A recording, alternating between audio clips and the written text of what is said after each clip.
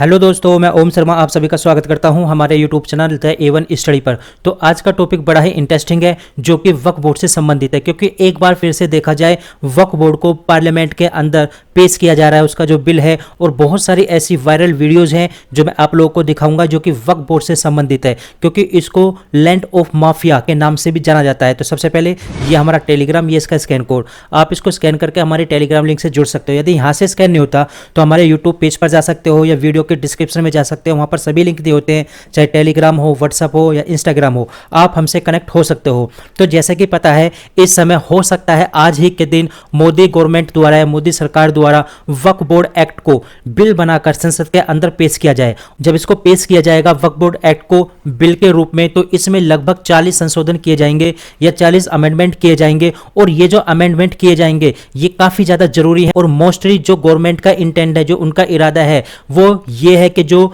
Mostly poor मुस्लिम है और women है, उनको इस संशोधन के माध्यम से कुछ प्योरिटी दी जाए, कुछ उनको पावर दिया जाए, उनको भी इस वक्फ बोर्ड में शामिल किया जाए। और देखा जाए इस समय ये जो सबसे पहला मुद्दा उठा था, ये काफी दिनों से उठा है, लेकिन संसद के अंदर जो इसको उठाया गया था वो उठाया गया था जो गवर्नमेंट है उन्हीं के एक मंत्री हैं हरनाथ सिंह यादव। जब मोदी सरकार आई थी 2024 से पहले, इसको उठाया गया था 2023 में। तो 2023 में जब इसको उठाया गया था तो उसमें यही बोला था, ये जो वक्फ बोर्ड एक्ट है 1995 और 2013, क्योंकि 2013 में भी इसमें संशोधन किया गया था, इस पर सरकार का हथौड़ा चलने वाला है, ऐसे बयान दिए थे हरनाथ सिंह यादव के द्वारा। अब क्या हुआ, ये जो वीडियो है वक्फ एक्ट 1995 में देखा जाए पूरी तरह से इसमें इस्लामीकरण की बात की गई है और इसको बैन करने का मुद्दा यहाँ पर उठाया गया था हरनाथ सिंह यादव के द्वारा।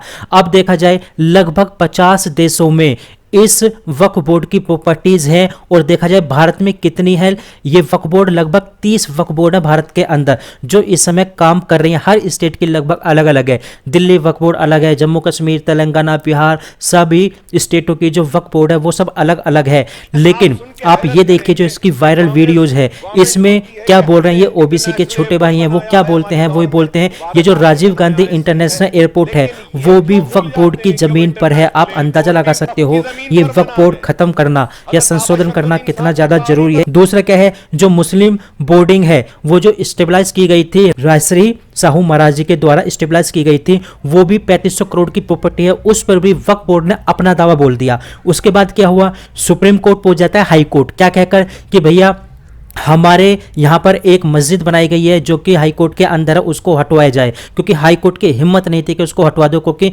वक्फ बोर्ड को पावर ही ऐसी दी गई थी। तब सुप्रीम कोर्ट ने बोला था कि आपको अल्टरनेट लैंड दे दिया जाएगा, आप वहां से हटा दिया जाए, वो भी सुप्रीम कोर्ट द्वारा यहाँ पर रिक्वेस्ट की गई थी। दूसरा क्या था, जब मोदी सरकार आने वाली थी 2013 में, उस समय सेंट्रल गवर्नमेंट में थी कांग्रेस, तो कांग्रेस ने आनन फानन में 123 प्रॉपर्टी वक्फ बोर्ड को दे दी गई, वक्फ बोर्ड के नाम कर दी गई, जिसको अब धीरे धीरे मोदी सरकार द्वारा रिकवर किया जा रहा है। अब दूसरा क्या है, आप देख सकते हो यहां पर भी अरविंद केजरीवाल की एक वीडियो है काफी ज्यादा वायरल, वो भी आप लोग को सुनाऊंगा। इन्होंने खुद बोला था जो अंबानी हाउस है वो क्या है, वक्फ बोर्ड की प्रॉपर्टी है, और जब उनकी गवर्नमेंट आएगी तो उसको पूरी तरह से निस्तनाबूद कर दिया जाएगा। ऐसा कौन बोलते हैं, तो केजरीवाल द्वारा ऐसा बोला जाता है। तो सबसे पहले आप वो वीडियो सुनिए। जरूरत पड़े आपको तन मन धन से, केजरीवाल भी और दिल्ली सरकार भी पूरी तरह से वक्फ बोर्ड के साथ है। बंबई के अंदर इस देश का जो सबसे अमीर आदमी है, बताते हैं उसका घर वक्फ बोर्ड की प्रॉपर्टी पे बना हुआ है। गलत तो नहीं कर, वहां की सरकार की हिम्मत नहीं है जो उसको कुछ कर दे। हमारी सरकार अगर वहां होती उसकी प्रॉपर्टी तोड़वा देती। जो भी वक्फ बोर्ड को जब भी किसी चीज की जरूरत होगी, दिल्ली सरकार वक्फ बोर्ड के साथ है। तो आपने ये वीडियो सुनी, तो उसमें साफ साफ बोला जा रहा है कि अंबानी के हाउस को पूरी तरह से निस्तनाबूद कर दिया जाएगा। तो देखा जाए वक्फ बोर्ड ने ना केवल नामी हस्तियों पर, जबकि छोटी छोटी हस्तियों पर भी अपना शिकंजा कसा हुआ है, उनकी भूमि को भी अपने कब्जे में लिया हुआ है। आप सबसे पहले ये मुद्दा देखिए, ये काफी ज्यादा फेमस मुद्दा था। ये एक तमिलनाडु का गांव है जो कि एक त्रिची नाम से गांव है तमिलनाडु के अंदर, और ये लगभग 1500 साल पुराना गांव है, और इसमें एक भगवान शिव का मंदिर भी है। अब क्या हुआ, एक आदमी अपनी लड़की की शादी कराने के लिए एक जमीन का टुकड़ा बेचना चाहता था, वो जाता है बेचने के लिए, लेकिन वो बेच नहीं पाता। अब वो परेशान हो गया, ऐसा क्या हुआ, तो वहां पर बोला गया कि आप इस जमीन को इसलिए नहीं बेच सकते क्योंकि ये जमीन आपकी नहीं है, इस पर वक्फ बोर्ड का दावा है, ये वक्फ बोर्ड की प्रॉपर्टी है। अब वो परेशान हो गया कि वो वक्फ बोर्ड जो अभी 100 साल पहले भी नहीं आया और हमारे 1500 साल पुराने गांव को अपना बता रहा है, पूरा का पूरा गांव हिंदू बहुल क्षेत्र है। तो देखा जाए जब ये मुद्दा उठा तो काफी ज्यादा ये धीरे धीरे वायरल हो गया कि वक्फ बोर्ड की प्रॉपर्टी कैसे हो गई, तो ये कोर्ट के अंदर भी जाता है। तो इस वजह से कह रहे हैं कि ये कानून खत्म होना कितना ज्यादा जरूरी है। दूसरा आप ये देखिए, ये भी एक काफी ज्यादा वायरल वीडियो है कि वक्फ बोर्ड में संशोधन नहीं किया जाना चाहिए बल्कि इसको समाप्त कर देना चाहिए। क्यों कर देना चाहिए? क्योंकि आर्टिकल 370 से भी ज्यादा खतरनाक है। सबसे बड़े भूमाफिया है, जो देखा जाए सेना के बाद और रेलवे के बाद सबसे ज्यादा प्रॉपर्टी इसी के पास है, 8 लाख करोड़ एकड़ की जमीन है। आप सबसे पहले ये वीडियो सुनिए।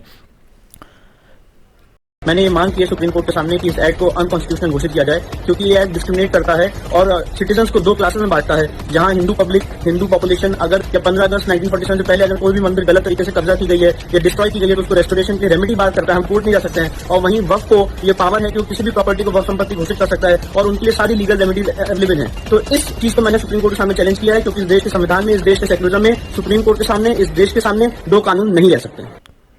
तो आपने ये वीडियो सुनी। अब क्या इसमें यही बोला जा रहा है, सुप्रीम कोर्ट के अंदर भी ये केस चल रहा है कि इसको खत्म किया जाए इस कानून को, लेकिन देखा जाए वर्तमान में आज ही के दिन ये कहां पर संसद में पेश किए जाने की बात हो रही है।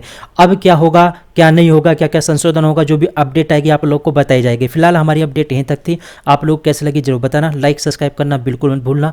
Thank you.